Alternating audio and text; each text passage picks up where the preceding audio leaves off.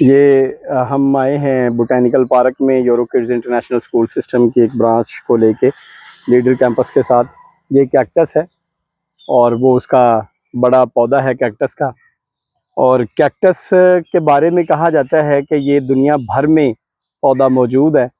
जैसे बाज़ पौधे किसी इलाके में होते हैं, किसी में नहीं होते, तो कैक्टस दुनिया भर में पाया जाता है। अब इसमें होता क्या है, इसमें पत्ते कम और कांटे ज़्यादा। ठीक है जी, यानी ये कांटों वाला पौधा है।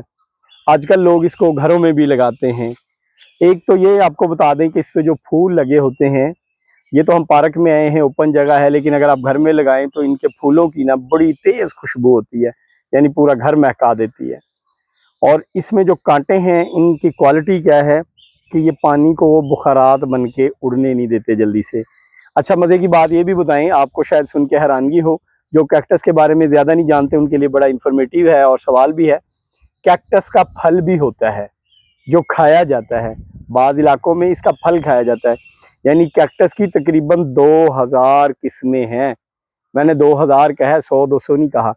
यानी 2000 किस्में। कहीं पे इसका खूबसूरती ली जाती है, जैसे ये बड़ा पौधा जो है ये खूबसूरती है, बस कांटे ही कांटे हैं। अगर आप इस पे आ जाएं तो ये देखें, इस पे पत्ते भी हैं और कांटे भी हैं, कांटे भी हैं, पत्ते भी हैं। लेकिन साथ में उस पे बड़े पे देखें, बड़े पे देखें कोई फूल नहीं है, जबकि इस छोटे पे फ्लावर्स हैं और फ्लावर्स पे तितलियां भी हैं। अभी वो तितली उधर है, थोड़ी आगे आई तो शायद हम आपको दिखा पाएंगे।